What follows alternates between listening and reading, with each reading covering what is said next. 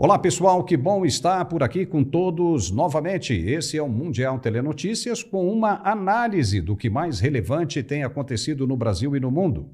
No programa de hoje nós vamos falar sobre a questão do aborto que volta à luz do Congresso Nacional nesse segundo semestre. Vamos conversar com a relatora do projeto que torna a prática em um crime hediondo. Também vamos conversar com o porta-voz das Forças de Defesa de Israel. O Irã se aproxima de uma arma nuclear e representa um perigo inédito para o povo judeu. E a situação na Venezuela só piora com o resultado das eleições que apontaram Nicolás Maduro como vencedor. Ninguém engoliu e o derramamento de sangue já começou. São os destaques do programa de hoje que está começando agora. Acompanhe com a gente.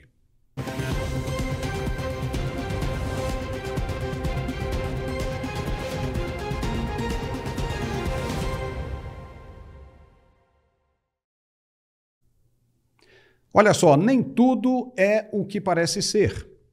Nicolás Maduro venceu na Venezuela, até agora oficialmente, mas não convenceu.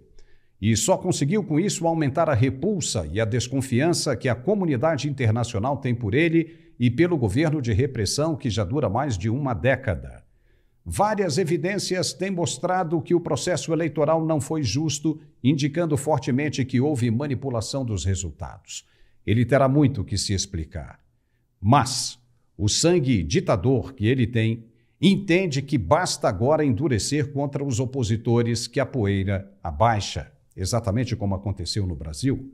Depois das eleições de 2022, aquele que contestava os resultados ou a falta de lisura na divulgação dos votos era logo brutalmente punido com multas e até prisões. Sem contar as inúmeras investidas da Polícia Federal nas residências dos acusados de atentado violento contra o devido Estado de Direito e a plena democracia. Nicolás Maduro quer fazer a mesma coisa agora, imputar penas de detenção aos opositores como acusações infundadas de atentado contra o processo eleitoral. Segundo ele, a oposição, liderada por Maria Corina Machado e Edmundo Gonzalez, tentou fraudar o processo eleitoral. Mas os indicativos das eleições, vários deles, mostravam um resultado bem diferente, uma larga margem de vitória, de vantagem para a oposição e não para Maduro. E o que isso representa? Que essa turma que está aí na oposição será um calo para o governo de Nicolás Maduro. Ele sabe da preferência do povo e o objetivo é aniquilar com qualquer possibilidade de insurreição, de revolta popular, por saber que não detém a aprovação e simpatia do eleitorado. Isso está nas mãos de Maria Corina e Edmundo Gonzalez. O jogo ainda não está terminado e Maduro sabe que será uma gestão bem diferente das que teve até agora. Sabe que será muito difícil, mesmo com toda a mão de ferro, aguentar mais 6 anos no poder. Não vai rolar. Ainda mais com a possibilidade de volta de Donald Trump ao tabuleiro da geopolítica. O voto impresso na Venezuela vai permitir a identificação de irregularidades e o processo de investigação ainda está correndo. Maduro ainda tem 6 meses pela frente até começar o novo período de mandato. Há quem diga, especialistas em política venezuelana, que ele vai usar esse tempo restante para negociar. Afinal de contas, será bem complicado ele convencer que venceu de maneira justa um pleito cheio de provas do contrário. Quando elas começarem a pipocar, será bem difícil para ele segurar a onda. Portanto, ele deverá usar esse tempo que lhe resta para negociar, sim, uma saída honrosa do poder. Talvez com a própria oposição, para que permaneça na Venezuela sem ser preso, em troca de deixar o governo nas mãos da oposição. Tipo, eu saio de cena e vocês me esqueçam. Essa possibilidade pode se estender para outro país, desde que haja as mesmas condições? É uma possibilidade? Sim, é, e muito forte. Mas há também quem duvide disso. O partido do presidente do Brasil já reconheceu, como era de se esperar, a vitória de Maduro e parabenizou o povo venezuelano pelo pleito democrático e pacífico, duas coisas que realmente não aconteceram. Não foi democrático e nem tampouco está sendo pacífico.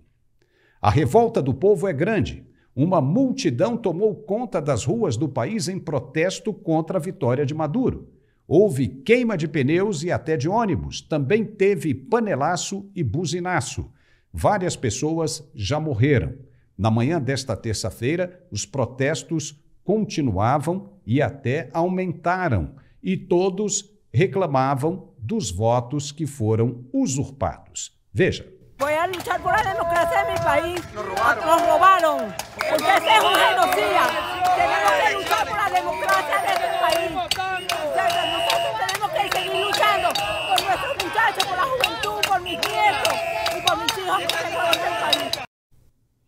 A situação está só piorando. O Observatório de Conflitos da Venezuela registrou 187 protestos em 20 estados do país até às 7 da noite, hora de Brasília, dessa segunda-feira. Também relatou forte repressão de grupos paramilitares e forças de segurança. Infelizmente, uma previsão de Maduro está se concretizando, a de que haveria luta e derramamento de sangue. A líder da oposição, Maria Corina Machado, anunciou diante de um grupo de simpatizantes que Edmundo González Urrutia foi o verdadeiro presidente eleito. Veja.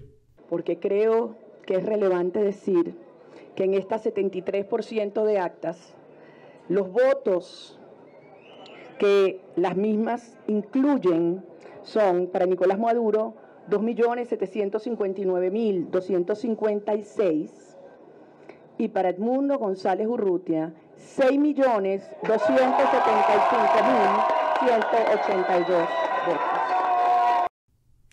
Edmundo González também deu declarações pedindo paz e dizendo que o resultado das urnas era irreversível, pois, segundo ele, a oposição teve mais que o triplo de votos que Maduro. Veja. Quiero decirles con total responsabilidad a todo el pueblo venezolano que la voluntad expresada ayer a través de su voto la haremos respetar. Ese es el único camino hacia la paz. Tenemos en nuestras manos las actas que demuestran nuestro triunfo categórico y matemáticamente irreversible. Como se vê, a oposição diz ter provas incontestáveis da fraude de Nicolás Maduro, que reconheceu o assessor especial para assuntos internacionais da Presidência da República do Brasil como um amigo. Veja. Hoy se lo decía a Celso Amorín, mi amigo, ex canciller de Brasil, asesor del presidente Lula. Todo el sindicato, llamado así, de la ultraderecha mundial, del fascismo, ve a Venezuela como la joya de la corona para ponerle la mano. Esto fue la batalla definitiva. Como le dije a Celso Amorín, para nosotros el 28 de julio fue la batalla definitiva contra el fascismo criminal. Y vamos a consolidar, compatriotas, mis compatriotas queridos, vamos a consolidar esta victoria y el derecho a la paz y al futuro de nuestro pueblo. Mas o clima não está bom entre a diplomacia dos dois países, como faz parecer Nicolás Maduro. Muito pelo contrário, está tenso. O presidente americano Joe Biden está pressionando Lula para cobrar de Maduro uma maior transparência com relação ao resultado das urnas. Às 3h30 da tarde desta terça-feira, Biden ligou para Lula para saber de detalhes de como procederá o governo brasileiro com relação à cobrança em cima de Nicolás Maduro para que ele entregue as atas das urnas. Ou seja, Maduro está mais enrolado do que aperto de sucuri. Não terá como fugir dessa e será forçado a negociar, como dissemos no início do programa. Por ser voto impresso, não haverá como esconder o resultado por muito tempo, já que toda a comunidade internacional está de olhos bem abertos em cima dessa questão. E nós também vamos ficar de olhos abertos, acompanhando o desenrolar dessa situação cabulosa. E nós vamos conversar agora com Gerson Gomes, diretamente dos Estados Unidos, que tem mais informações quentíssimas sobre essa situação da Venezuela. Seja bem-vindo, Gerson. É com você. Pois é, a evolução dos acontecimentos está indo mais ou menos na direção do que nós temos conversado desde sexta-feira da semana passada aqui no Mundial Telenotícias. Num primeiro momento, ontem, aconteceu algo interessante, porque a capital, Caracas, amanheceu em silêncio e numa tranquilidade que o Nicolás Maduro deve ter pensado: deu certo o meu ardil. Ou seja, eles engoliram, mas foi um ledo engano.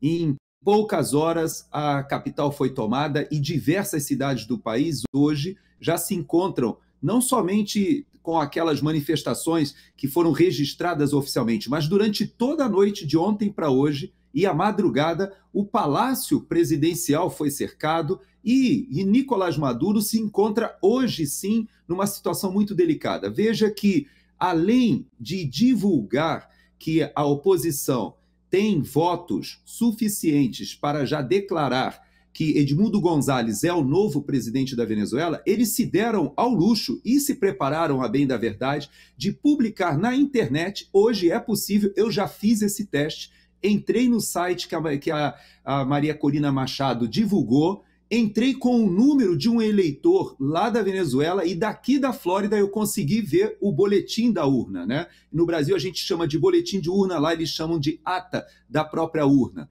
Veja que eu consigo, daqui da Flórida, e qualquer pessoa do Brasil, se entrar naquele link, muito similar até ao que o nosso TSE fez em relação aos boletins de urna, mas isso fez com que a oposição tenha já nesse momento nas mãos e publicado para qualquer pessoa ver 69,45% dos votos obtidos por Edmundo González, que dá 6.275 votos. E o Nicolás Maduro tem apenas 30% desses votos, ou seja, 30 a praticamente 70, 69, com 2.759. É irreversível, porque as provas já estão na internet e já são públicas.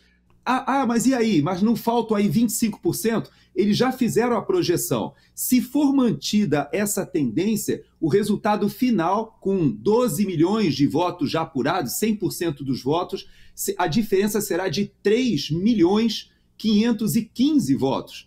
Ou seja, faltam contar 3.300.000. Se o Edmundo continuar vencendo ali mais ou menos com essa margem, mais uns 2 milhões, e o Nicolás Maduro tiver mais 1 milhão, no total a gente vai chegar para 8 milhões para o Edmundo González e 3.700.000 para o Nicolás Maduro. Ou seja, no total desses 12 milhões, o Edmundo González obteve quase 70%.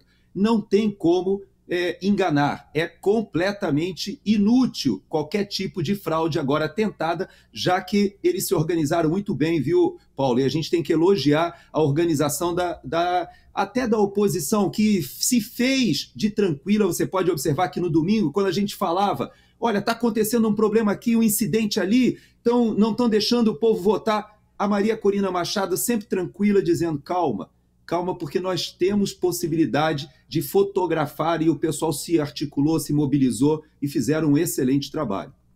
Olha, outra notícia interessante que eu gostaria que você comentasse, Gerson, é da OEA, a Organização dos Estados Americanos, que rejeitou o resultado na Venezuela. Você tem essa informação para comentar? Tenho sim. Não somente rejeitou, porque quando o Nicolás Maduro decide romper relações com diversos países, ou seja, todos aqueles países, Chile, Uruguai, na América do Sul, a bem da verdade, somente a Bolívia reconheceu o resultado oficial da Venezuela. Mas o que aconteceu foi que todos esses países fizeram uma denúncia na Organização de Estados Americanos, que marcaram uma reunião extraordinária para amanhã, a parte da tarde, se eu não me engano, 15h30, 15 ou 15h30. E nessa reunião será decidido o que será feito em relação a esse processo eleitoral. Por quê? Porque ele já tem as denúncias muito consubstanciadas de que há provas cabais, de que houve uma fraude, já que o Nicolás Maduro caiu numa armadilha.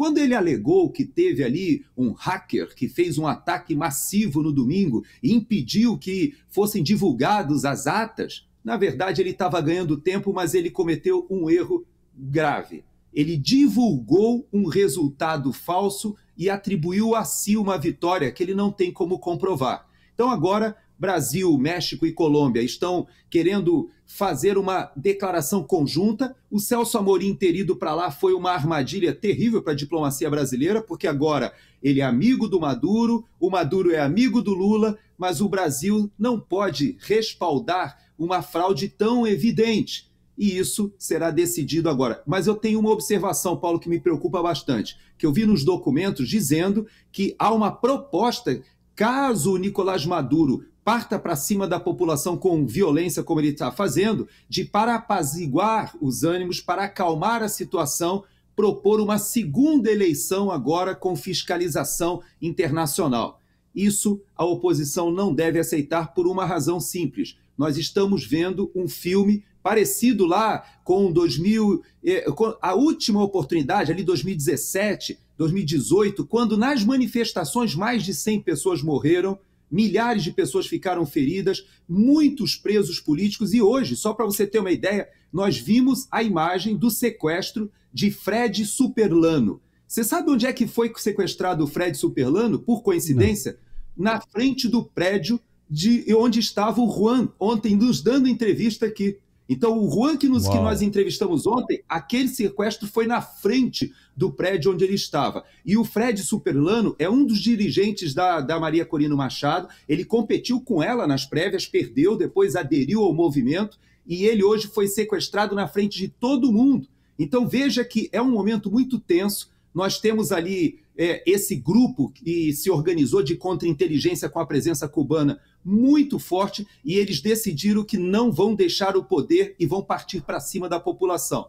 Eu não sei o que acontecerá nas próximas horas, mas já há grupos militares, principalmente subalternos, que não querem se colocar contra a população, não querem cometer um fratricídio. E isso é o que o Nicolás Maduro prometeu, e ele parece que os cubanos querem convencê-lo a cumprir.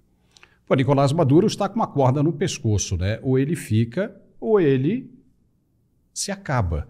Eu queria chamar a atenção aqui para o relatório da OEA, né? Que ele é muito importante a partir desse momento, onde ele diz que, em conclusão, dado que não existe qualquer suporte documental público que suporte os dados anunciados pelo CNE, que é o Superior Tribunal, o Tribunal Superior Eleitoral de lá, o equivalente ao Brasil, existindo sim informações provenientes de diversas fontes que os contradizem, é critério técnico do Departamento de Cooperação e Observação Eleitoral que os resultados oficiais não merecem confiança nem devem receber reconhecimento democrático. Então, com base nisso, já detona por completo esse pleito eleitoral da Venezuela. E como você diz, se houver de novo uma segunda chance, todos esses escorregões que foram dados aí pela equipe de Maduro serão corrigidos. Então complica. Seria como se fosse maquiar novamente uma eleição, ou seja, corrigindo os erros para que dê tudo certo dessa vez. É realmente impressionante, né, Gerson? E eu vou além. Se fosse repetida uma eleição e, de fato, com os votos todos contados e checados, a oposição venceria de novo tranquilamente. O problema é que como é que o Nicolás Maduro conduziu essa eleição que o nosso presidente do Brasil considera uma democracia exemplar? Veja como ele fez. Ele eliminou toda a oposição.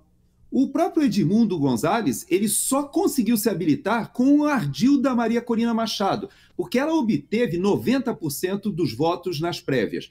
Ela teria sido eleita com uma margem muito maior até do que o Edmundo. Mas o que ela fez? Ela colocou uma outra mulher, que também, por coincidência, se chamava Corina também, a Corina Yoris, e essa mulher seria a sua preposta.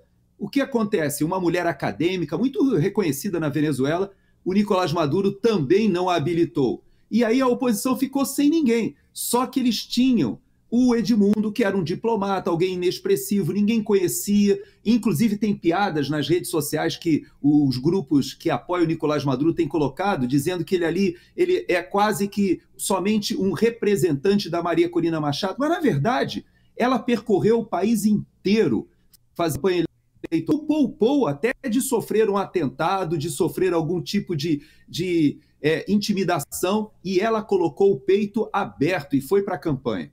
E agora está colhendo os frutos. Ok, Gerson, fica por aí que a gente já volta para a gente comentar outros assuntos bem importantes. Agora eu quero que você preste bem atenção no recado de nosso apoiador. É para aquele que sofre de algum problema de falta de ereção. A Tatá está chegando com o recado. Veja aí. Olá, Tatá. Muito obrigada pelo carinho. E olha, eu tô aqui para falar de coisa boa, viu? Quando eu entro aqui é para falar sobre o nosso relacionamento. Nem só de trabalho vive o homem, né, Paula? A gente trabalha tanto, cuida da casa, da família, mas aí o relacionamento, o cansaço, a ansiedade, o desânimo, isso vai tomando conta. E quando a gente percebe, o relacionamento virou aquela coisa de melhor amigo, cada um pro lado, a briga tomando espaço. E aí que entra o Max Viril Premium. É o famoso salva relacionamento, porque é um tratamento potente, de alta performance para o homem e de todas as idades, viu? Você que sofre com ejaculação precoce, falta de desejo ou problemas na ereção, grava bem esse nome. Max Viril Premium é tão forte, tão concentrado, que o tratamento é a cada 3 dias. E o que ele faz na prática? A primeira coisa, ele vai tratar o cansaço crônico. Ele traz uma explosão de vitalidade para você. Então você já acorda diferente, porque ele traz uma dose extra de energia, mais concentração, muito mais disposição. Para você que gosta de uma academia, ou exercício, acorda cedo, é diferente com o Max Viril Premium. E o outro ponto importante, lógico, é a parte sexual. Tem coisa que eu sempre falo que não dá para resolver na força de vontade. Então, ejaculação precoce, por exemplo, é um constrangimento. Quando você toma o Max Viril Premium, ele já atua num neurotransmissor, Paulo, para diminuir a ansiedade e a hipersensibilidade. Isso aumenta a resistência. O seu tempo de ação é mais longo. Ao invés de 20, 30 minutos, você consegue namorar por mais tempo sem falhar. Além disso, ele regula a testosterona, melhora todo o fluxo sanguíneo masculino, dilata as veias, dá sensação de volume e aumenta a potência em 10 vezes mais. Olha que sucesso! Já anota o telefone 0800 323 0090. Anota aí, 0800 323 0090. Você que está acompanhando aqui o programa, eu desafio você mudar o seu conhecimento. Às vezes a gente acha que não precisa de algo até conhecer. E o Max Viril Premium, ele tem efeito em 30 minutos antes da relação. Ele é o estimulante mais rápido e mais potente do Brasil. E o principal, é natural. Não atrapalha a sua medicação, não possui nenhum efeito colateral. Então vale a pena você conhecer. Você tem mais potência. Ele aumenta o desejo, o apetite sexual. Para você que não sente mais aquela vontade, você vai trazer aquela explosão de vitalidade, né? Aquele apetite sexual, aquela eletricidade sexual para o seu relacionamento. E o principal de tudo isso, você vai perceber a diferença logo no primeiro dia. Então faz o seguinte, invista em você. A gente às vezes gasta com tanta coisa que não precisa, e quando se trata da nossa saúde, a gente fica com vergonha, fica com receio. Max Viril Premium é um tratamento de alta performance para você, homem, e não possui nenhuma contraindicação, ao contrário, ele tem as principais vitaminas que vão trazer mais desempenho, mais potência para você, mais energia, também ajuda na produção de ocitocina, serotonina, todos os hormônios do bem-estar, para reduzir a ansiedade, para trazer de volta essa conexão entre o casal. Você que é esposa, liga também. Se o maridão é mais tímido, a gente já cuida de tudo, não é? Então pega o telefone e liga agora, 0800 323 0090. 0800 323 0090. Paulo, eu vou fazer o seguinte. Hoje eu vou liberar para quem é telespectador, para quem está acompanhando o programa, 70% de desconto. Ou seja, você vai investir somente 30%. Olha só, olha que desconto especial. E são 2 presentes para você que ligar agora. Se você falar que está acompanhando aqui o programa, pedir o Max Viril Premium agora, você vai levar o smartwatch top de linha, aquele que monitora os batimentos cardíacos, que tem um monte de função, E o principal, vai também AirDots, aquele fone sem fio Bluetooth? Então vai o smartwatch, fone sem fio Bluetooth, 70% de desconto, frete grátis, facilidade no pagamento. Ó, só falta você tomar uma atitude. Max Viril Premium é o famoso salva relacionamento. Anota aí, 0800 323 0090. Não tem idade. Pode ligar agora, hein? 0800 323 0090, Paulo. Tá certo, Tatá. Muito obrigado. Até a próxima. E já estamos de volta com o nosso programa, ainda no campo internacional. Nós vamos falar agora do ataque cruel atribuído aos extremistas do Hezbollah, que no sábado acabou tirando a vida de cerca de 12 crianças que jogavam bola em um campo de futebol nas colinas de Golã. O Hezbollah é financiado pelo governo do Irã, que decidiu se juntar ao Hamas para tentar extirpar Israel do mapa do Oriente Médio. Isso preocupa demais, porque o país islâmico está a um passo de produzir o seu primeiro artefato nuclear e a tensão só aumenta na região. O primeiro-ministro Benjamin Netanyahu viajou até Washington, nos Estados Unidos, para conversar com Joe Biden e também autoridades militares americanas. Há quem diga que ele foi passar um briefing do que Israel vai fazer de agora em diante para combater os ataques iranianos que estão cada vez mais intensos. E para entendermos um pouco mais sobre esses ataques e quais serão as medidas adotadas por Israel, é que vamos conversar agora com o porta-voz das Forças de Defesa, Major Rafael Rosenjan. Olá, Major, seja muito bem-vindo novamente ao nosso programa. Nós já estamos sabendo que houve, há poucos minutos, um ataque a Beirute feito pelas forças de Israel. O senhor poderia falar sobre isso ou ainda é muito cedo para tocar nesse assunto?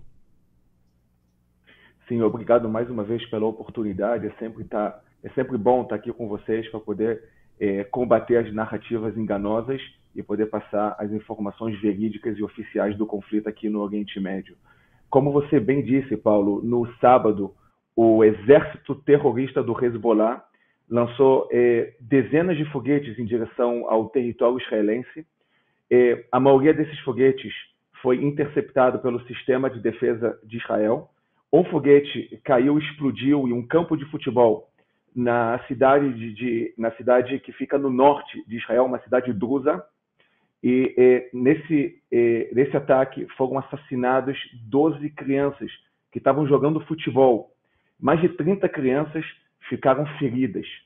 Desde o começo dessa guerra, o Hezbollah se juntou ao Hamas.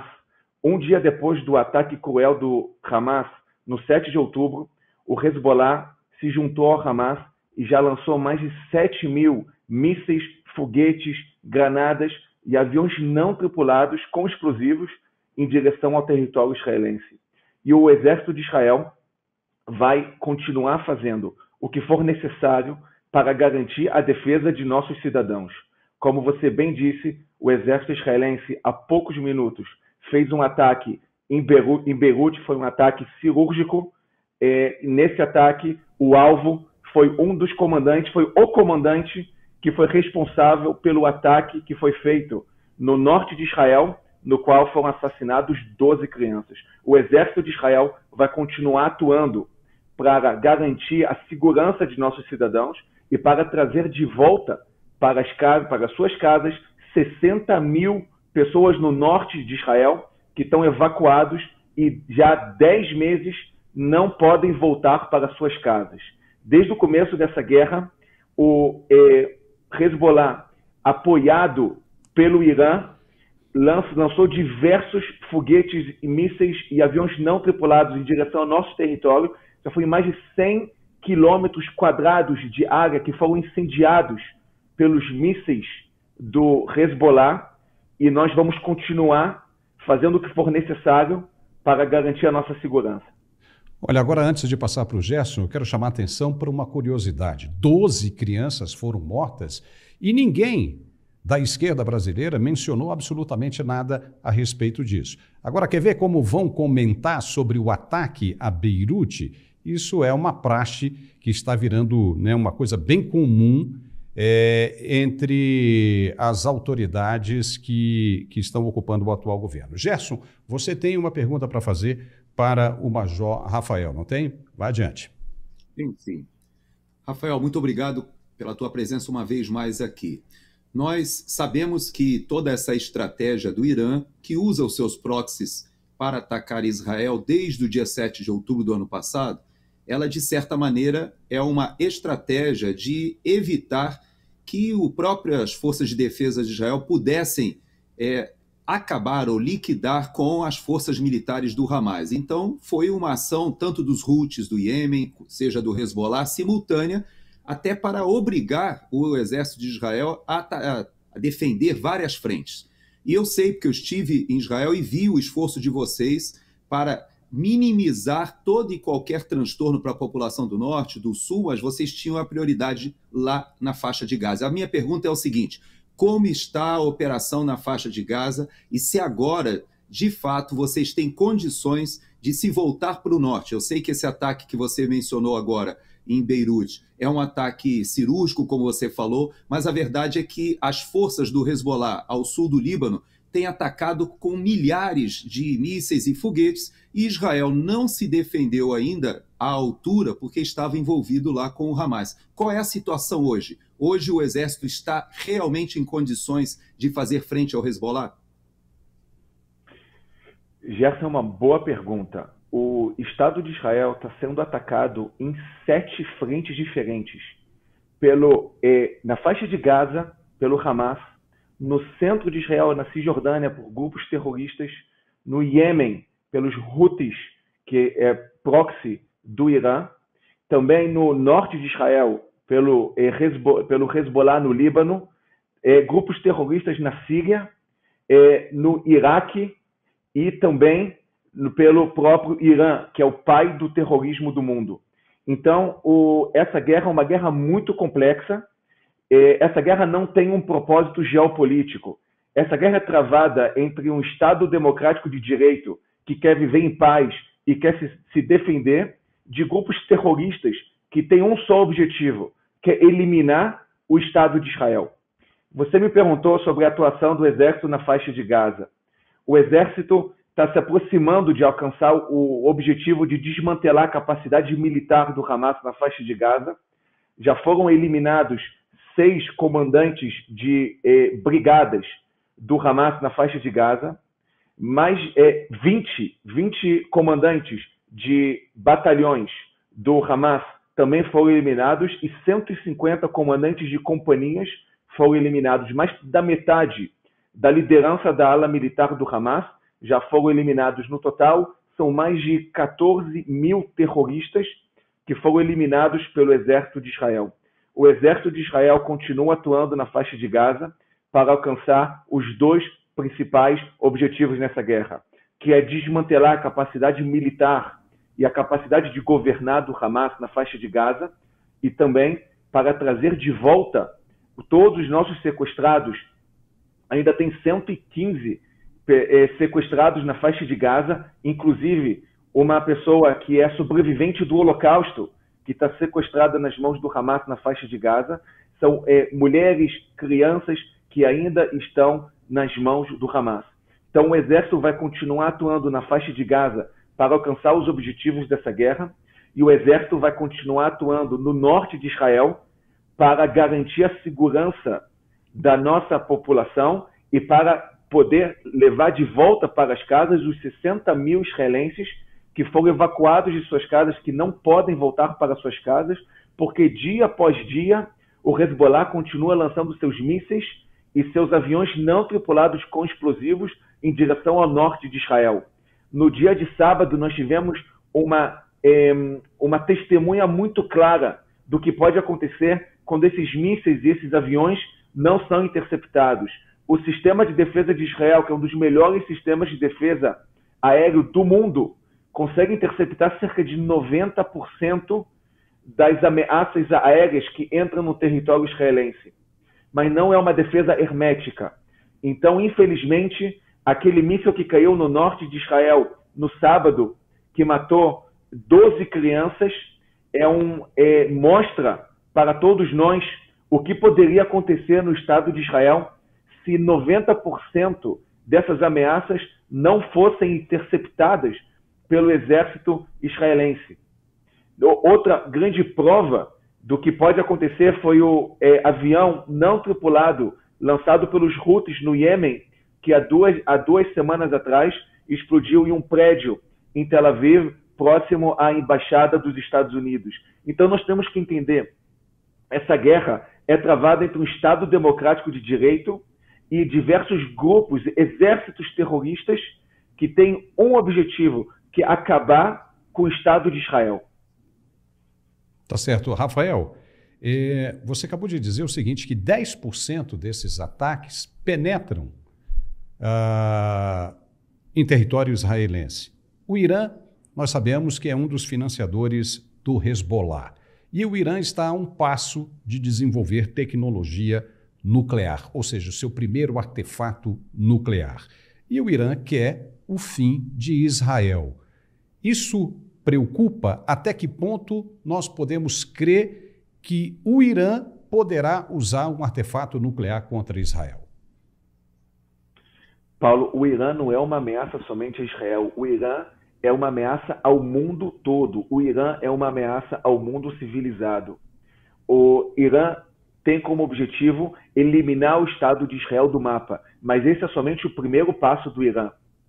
O Estado de Israel aqui no Oriente Médio é uma defesa para o mundo civilizado, porque o Irã, com os proxies que tem aqui na região, só não se expandiu para o resto do mundo porque o Estado de Israel consegue conter a expansão do Irã. O Irã é o pai do terrorismo do mundo. O Irã financia, o Irã treina, o Irã manda armamentos, o Irã manda conhecimentos para diversos grupos terroristas no mundo todo, seja no Iraque, seja na faixa de Gaza, seja no Líbano, seja no Iêmen e em outros países também. Então, é muito importante todos nós entendermos que o Irã não é uma ameaça somente ao Estado de Israel, é uma ameaça ao mundo todo.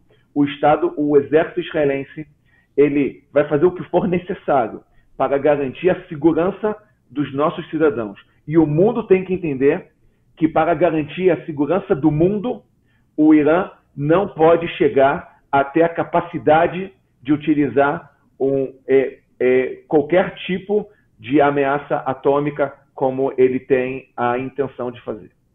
Mas Israel está preparado para um ataque nuclear, se vier? Israel está preparado para fazer o que for necessário, para atacar os nossos inimigos e para defender os nossos cidadãos.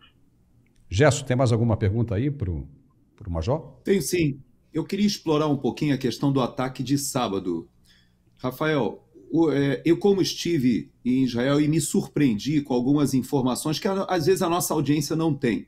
No ataque de sábado, eles estavam jogando futebol e muita gente perguntou, né? Mas sábado não é o Shabat? Como é que eles estavam jogando futebol?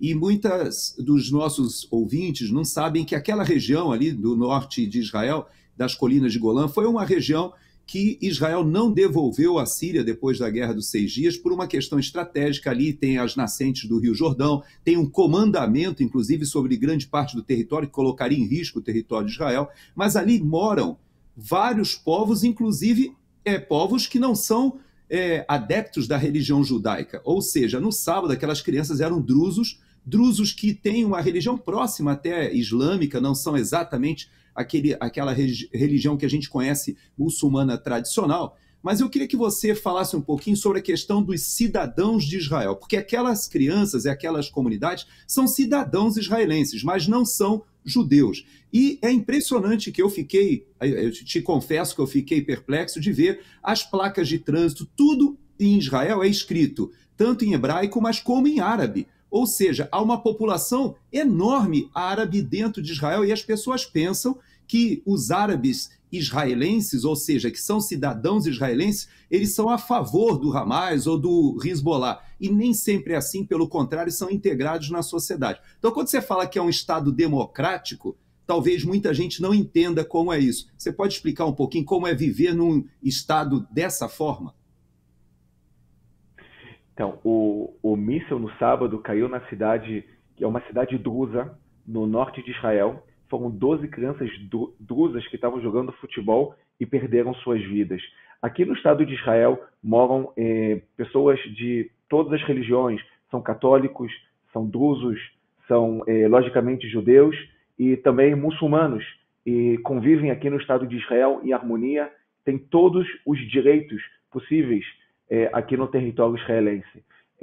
Nós podemos ver nos feriados religiosos muçulmanos que os muçulmanos podem fazer o que for necessário para cumprir a religião muçulmana, e todas as religiões aqui em Israel podem cumprir suas religiões. Para o Estado de Israel é um Estado democrático, é um Estado que permite a todas as pessoas a colocarem em prática a sua fé. E eu acho que foi uma vantagem muito grande, Gerson, de você poder ter vindo para Israel e poder ver com seus próprios olhos não somente a crueldade que foi cometida pelo grupo terrorista do Hamas no sul de Israel, mas também a democracia que é aqui em Israel, que é a única democracia verdadeira aqui no Oriente Médio. E é muito bonito de ver como que povos conseguem viver aqui no Estado de Israel em coexistência, com harmonia, em paz. E isso é o que nós queríamos também com nossos vizinhos palestinos na faixa de Gaza. Muitas pessoas não sabem, mas antes do 7 de outubro, entravam para trabalhar em Israel todos os dias 18.500 palestinos da faixa de Gaza e recebiam tratamentos médicos nos hospitais israelenses por ano, 7.500 palestinos. Depois do 7 de outubro, não tem mais nenhum palestino que trabalha em Israel da faixa de Gaza.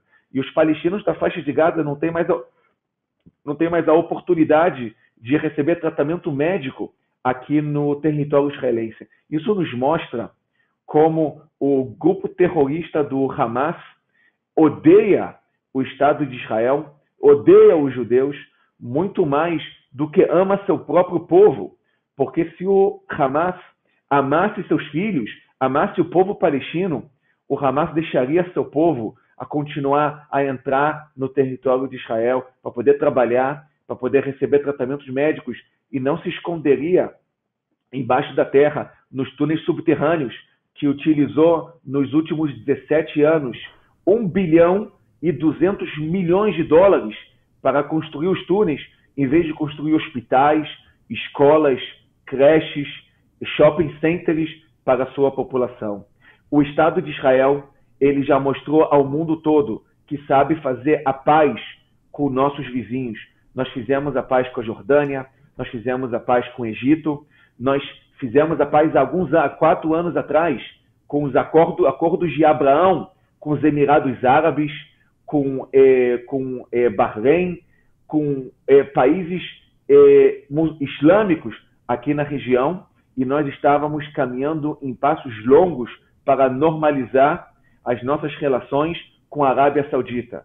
Mas os terroristas aqui na região têm outros planos e fizeram o ataque do 7 de outubro para evitar essa normalização entre o Estado de Israel e o país tão importante como a Arábia Saudita aqui na região. Olha só, o Gerson continua com a gente, mas nós chegamos ao final desse bate-papo aqui. Obrigado, Rafael, pelos seus esclarecimentos e desejamos muita boa sorte por aí. Obrigado, foi um prazer estar com vocês. Boa sorte. Vamos voltar a falar com o Gerson. Gerson, foi uma informação de primeira mão. O Rafael estava falando com a gente quando o ataque estava terminando. Coisa bem interessante isso, né? O que você achou de tudo isso? Muito importante. Obviamente, ele não pôde tecer detalhes. Eu já fui porta-voz também, sei como é o trabalho de comunicação social, mas eu faço alguns comentários agora, não na presença dele, até para não causar nenhum tipo de problema para ele lá em Israel.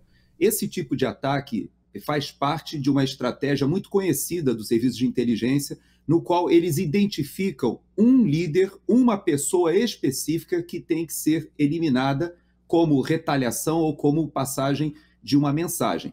Já aconteceu isso na própria capital da Síria, em Damasco, agora acontece em Beirute, no Líbano. É comum que Israel faça esse tipo de ataque cirúrgico, que precisa ter um apoio de inteligência muito meticuloso para iluminar o alvo. São mísseis muito precisos que causam um mínimo de efeito colateral, mas que precisam ser iluminados. Por exemplo, o ataque foi feito lá no porto do Iêmen, que destruiu o principal porto dos Houthis. Foi um ataque muito sofisticado, a mais de 1.700 quilômetros. Muitos analistas militares pensavam que Israel não seria capaz de retalhar esses ataques que vêm de muito longe, lá da entrada do Mar Vermelho. E, no entanto, Israel utilizou F-15, F-16 e F-35. Por quê? Com os F-35, ele se aproximou dos alvos porque são aeronaves tão sofisticadas de quinta geração que elas conseguem ficar invisíveis aos sistemas antiaéreos. Eles chegaram bem próximo. Com os F-35, eles iluminaram os alvos para que os F-15 e F-16, esse sim, levando uma carga explosiva de muito grande, destruíssem todos os depósitos de suprimentos e de combustíveis ali no porto do Iêmen. Então você vê que são operações sofisticadas, muito complexas, com muita tecnologia, e no caso ali do Hezbollah, algo me diz que isso foi um sinal, uma mensagem para o próprio Irã.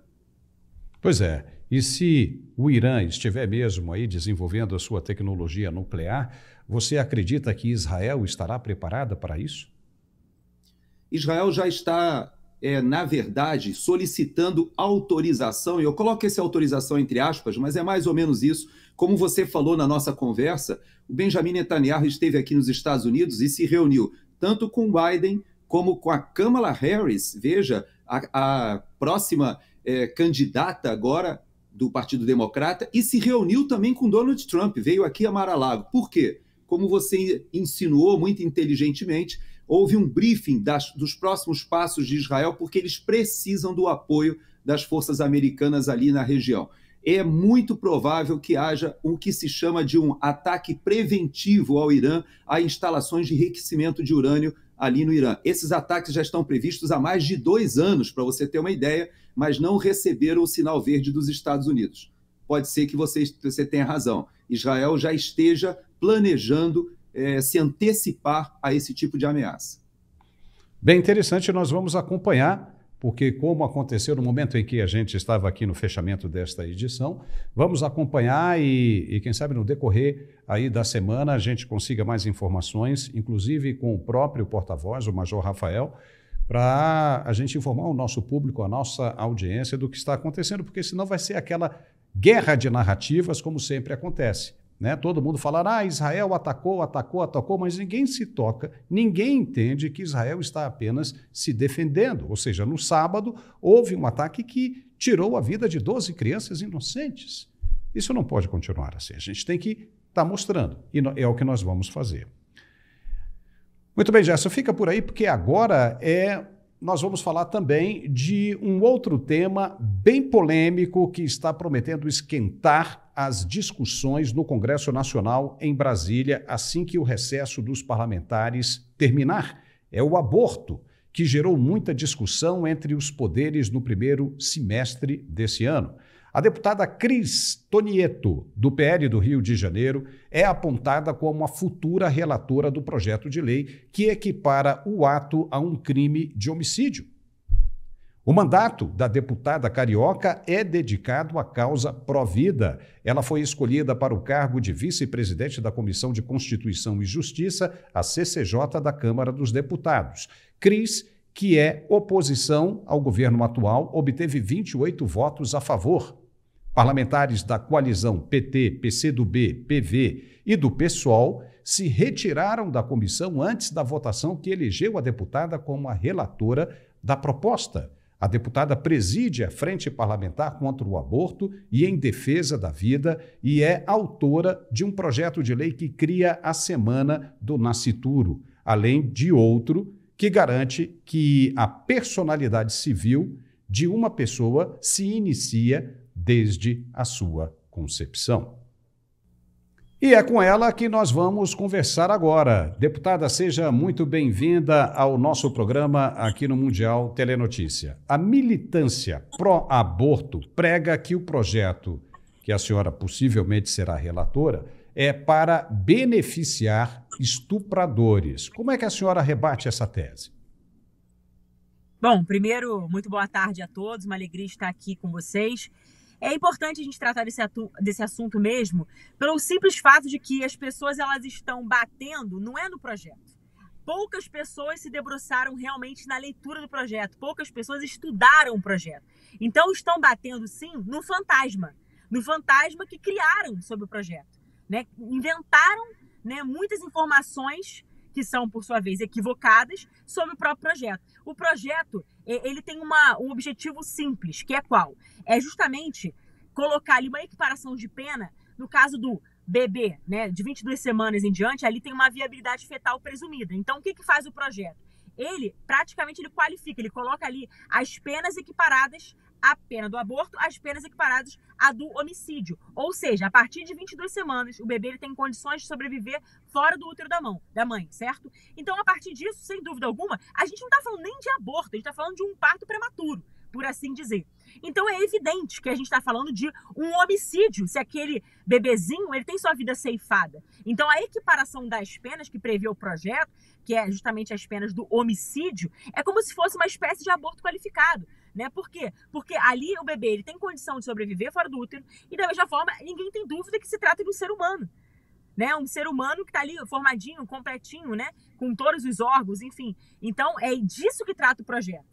Né, dessa equiparação de pena. Agora, tem pessoas que estão tergiversando sobre o projeto, estão aí batendo, como disse, num fantasma que pensam ser o projeto e estão, inclusive, fazendo questão de desviar o foco do projeto. E aí estão tentando imputar o projeto como se, demonizando o projeto, diga-se de passagem, como se fosse um projeto que beneficia o estuprador. Isso é uma mentira sem precedente e, além de ser uma mentira, uma narrativa falaciosa, fake news, é muito simples. Quem beneficia estupradores é quem não quer combater a impunidade dos estupradores. Então, por exemplo, os mesmos que hoje rotulam o projeto de defender o estuprador, né, são os mesmos que não aceitam que, por exemplo, uma mulher, quando é vítima de violência, que ela possa, por exemplo, fazer um registro de ocorrência para que realmente seja exigido esse boletim de ocorrência, porque aí sim a gente vai conseguir combater a impunidade do estuprador. Da mesma forma, exame de corpo de delito. Então, essas mesmas pessoas, né, que hoje, né, falam do projeto, são as mesmas que estão a todo momento querendo desobrigar o boletim de ocorrência. E aí sim é que favorece o estuprador. Então, o projeto, ele faz esse agravamento de pena, por assim dizer, tá? A partir de 22 semanas, repito, quando a viabilidade fetal é presumida, tá? Esse é o primeiro ponto do projeto. E o que faz o projeto? Ele beneficia, sim, a vida como um todo. Ele cuida e protege a vida da mãe e do bebê. Porque, sem sombra de dúvida, o parto ele vai precisar acontecer. E o que eu tenho dito em todos os lugares, por que matar para tirar se o parto é inevitável? Ainda que muitos defendam matar o bebê, o parto vai ter que acontecer.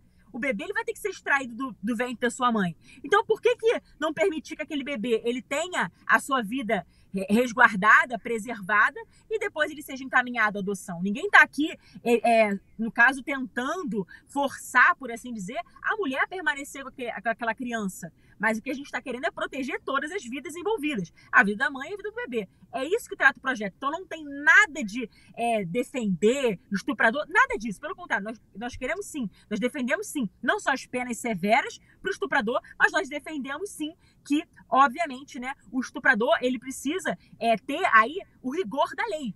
Né? Então não temos que, não podemos confundir as coisas, né? E o projeto ele é muito claro nesse sentido, inclusive prevê também o próprio perdão judicial para a mulher. Por óbvio, a intenção não é penalizar, punir, né, a mulher como alguns dizem aí, porque prevê ali o perdão judicial. Agora, quem tem desejo deliberado pela morte do bebê, aí, sem sombra de dúvida, precisa realmente ser penalizada com rigor da lei e que, nesse caso, vai ser a pena aí equiparada ao homicídio. Gerson Gomes, o que você pensa do que disse a deputada? Então, eu queria até fazer uma provocação. Primeiro, elogiar o trabalho da deputada, que é do meu estado de origem. Eu moro aqui na Flórida, mas eu tenho uma conexão com o Rio de Janeiro muito grande. Eu queria te dizer o seguinte, eu fico um pouco, te confesso, um pouco insatisfeito com o enfoque que a gente tem dado nesse assunto, porque aborto no Brasil, ele é proibido. Nós estamos falando de uma exceção, que é a questão do estupro, que está sendo instrumentalizado pela esquerda para oportunizar que as mulheres deem um drible na proibição. Por quê? Porque durante o governo Bolsonaro foi dito que sim, as mulheres que sofrem um estupro, elas têm o direito a recorrer ao aborto, como está na Constituição. Porém, tem que identificar o estuprador. E aí o pessoal, não, peraí, se eu tiver que identificar o estuprador, eu não consigo dar essa forma de acessar o aborto a qualquer pessoa indiscriminadamente. Mas por que eu digo para você que eu fico um pouco insatisfeito? Porque eu não vejo se falar do médico. Veja que, nesse momento, esse assunto só voltou à baila porque o Conselho Federal de Medicina, ele regulamentou a questão em relação aos profissionais de medicina, os médicos, que fazem aborto após esse período, que, como você mesma colocou de uma forma muito sábia, é um período em que o parto terá que ser feito. Ou seja, por que matar a criança? Se você quer penalizar alguém, penalize o estuprador, não a criança inocente. Agora, existe um profissional aí, né, Cris? Existe um profissional que está cometendo um crime de assassinato, que inclusive é ele que é o autor do assassinato, que ele é que enfia ali a agulha, ele é que vai fazer o ato que é um ato perverso. E muitas vezes até a mulher ela é levada a esse ato, pressionada até por um outro homem. Então eu queria lhe perguntar isso, esse projeto, ele contempla essa questão, esse imbróglio que o ministro Alexandre de Moraes chamou a si, entrando monocraticamente nessa decisão do Conselho Federal de Medicina, dando uma liminar e entrando num dado que é um dado técnico, que é um dado específico da profissão dos médicos. Inclusive, ressalto que há um hospital em São Paulo que está no centro desse imbróglio, que só esse ano já tinha feito, acho que uns 400 abortos ilegais em crianças que já poderiam ter sido dadas à adoção ou levadas mesmo à vida, em vez de serem assassinadas. Perfeitamente, Jefferson. Aqui eu vou responder, inclusive, fazendo uma espécie de retrospectiva histórica, só para as pessoas entenderem sobre o que estamos falando. Porque, hoje em dia, há muitas informações que são absolutamente descoladas da realidade. Sobretudo quando falamos do projeto de lei 1904, que muitos falaram a respeito do assunto, mas talvez poucos entenderam o que realmente está no bojo do projeto, tá? Então, aqui fazendo uma retrospectiva histórica.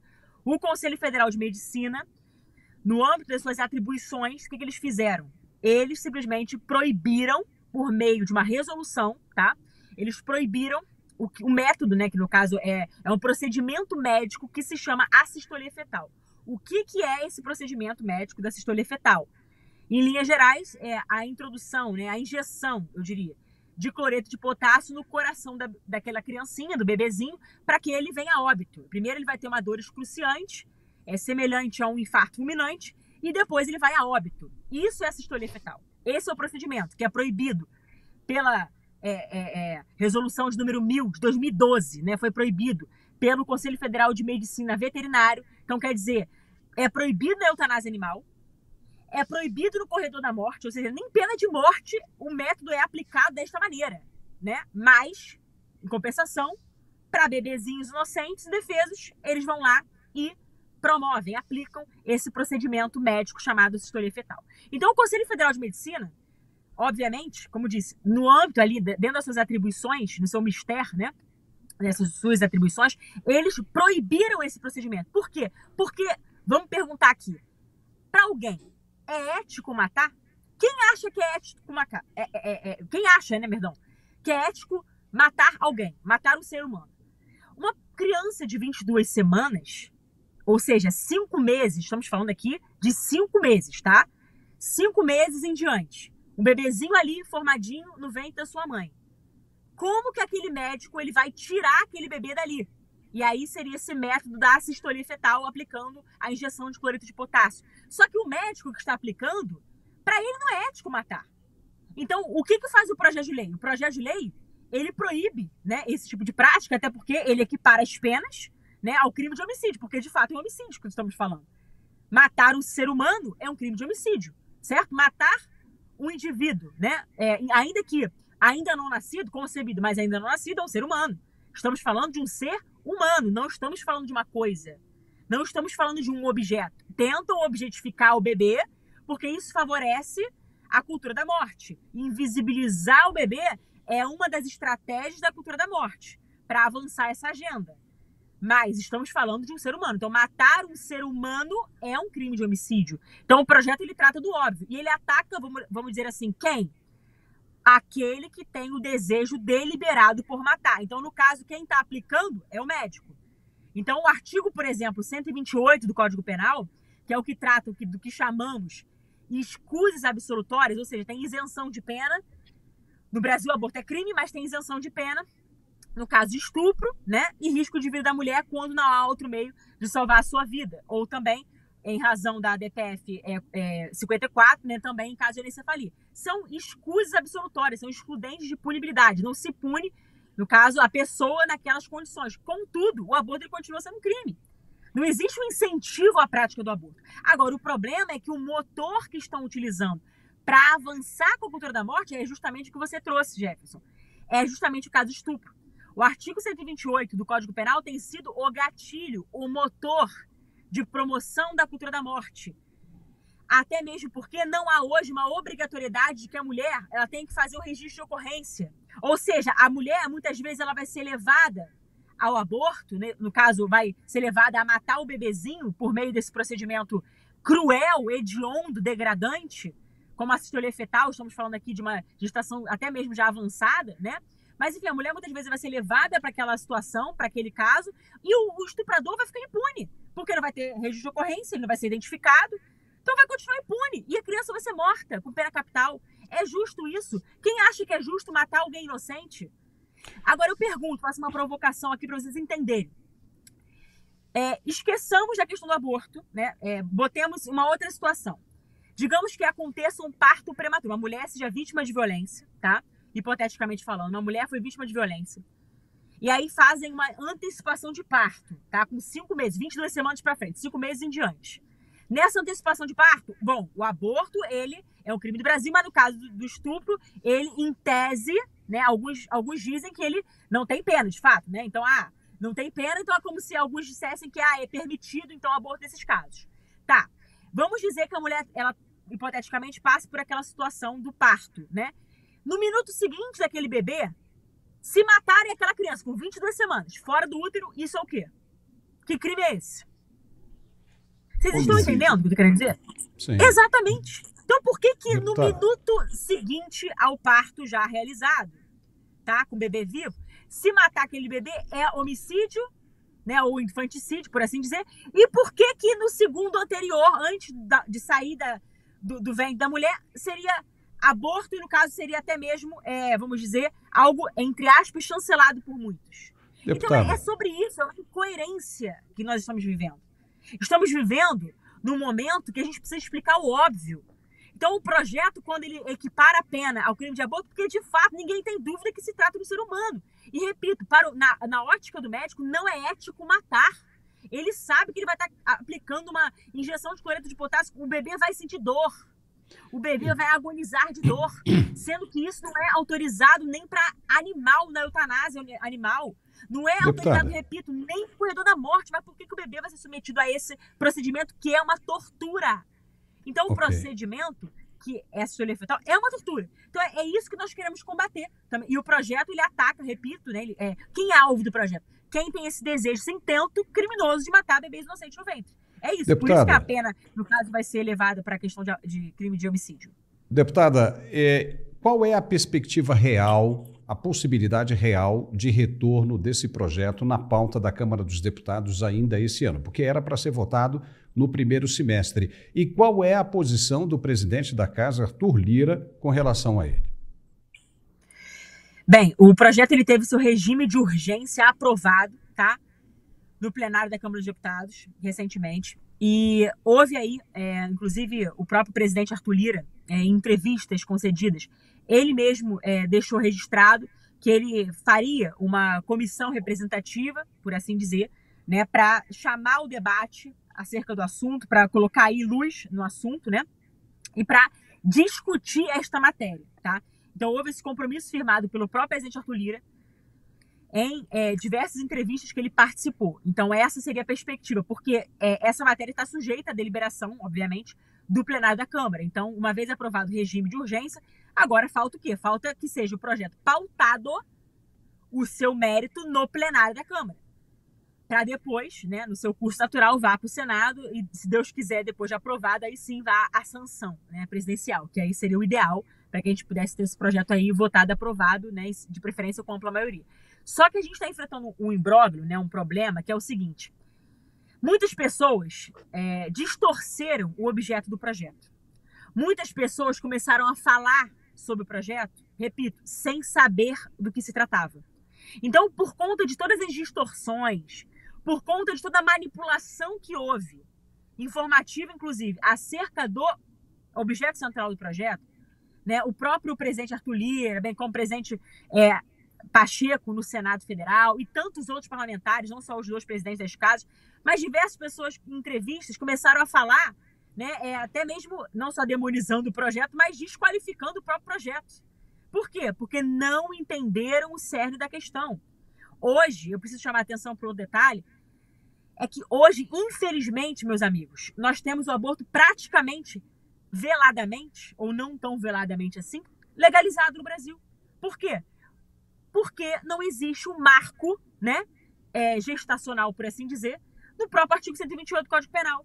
O artigo 128, que trata dessas escusas absolutórias, não diz o marco. Então, o caso estupro, né, que as pessoas vão lá e sabem que, por questão de política criminal, há uma isenção de pena. Não se pune o aborto caso estupro, né? Ou melhor, uma gravidez resultante de estupro. Pois então, nesse caso, como não tem limite gestacional, estão fazendo aborto aí até 9 meses, né? Recentemente teve o caso aí que foi autorizado, supostamente, de uma menina de 30 semanas. Meu Deus do céu, repito, como é que aquele bebê, ainda que matem o bebê, como que aquele bebê vai ser extraído do ventre daquela mulher? Vão precisar fazer um parto. Por que vão matar para tirar o bebê? Então, assim, em linhas gerais, eu diria que é uma solução para 3 problemas. São 3 problemas que encontram uma solução. Quais seriam? Bem rapidamente. Primeiro problema, o drama da menina, que foi vítima de violência, que quer se ver, entre aspas, livre daquela gestação. Segundo drama, o drama do bebê que está para ser assassinado. E o terceiro drama, o drama do médico que sabe que vai ter que fazer um assassinato. Sabe que vai ter que torturar a criança para depois tirar aquela criança do ventre. Né? Esse é o... Eita, Deputada. Estamos aproveitando. Não. Foi até bom isso aí, porque chegamos ao final do nosso programa de hoje, né? A sua participação foi brilhante e bem esclarecedora. Nós agradecemos, né, a sua participação e já deixamos aqui bem claro que a hora que a senhora quiser, a senhora será muito bem-vinda aqui para a gente falar sobre esse assunto e outros também. Muito obrigado, viu? Tá ótimo. A vida resolve todos os problemas. É isso que eu queria dizer no final, né? A vida resolve todos os problemas. O bebê ele pode ser encaminhado para adoção, o médico ele não vai precisar matar para tirar, ele vai tirar o bebê com vida e a menina vai se ver livre daquela gestação. Então a vida resolve todos os problemas. Defendamos a vida. Deus abençoe e muito obrigado pelo espaço concedido. E Gerson Gomes também, muito obrigado pela sua participação hoje. Foi fantástica também. Obrigado, viu? Obrigado, foi uma satisfação. E nós ficamos por aqui com esse programa de hoje. Nos dê um like, como sempre, se você tiver gostado, e compartilhe o máximo que puder, por favor. Nós precisamos muito disso. Um forte abraço e nos vemos de novo amanhã. Muito obrigado e até lá.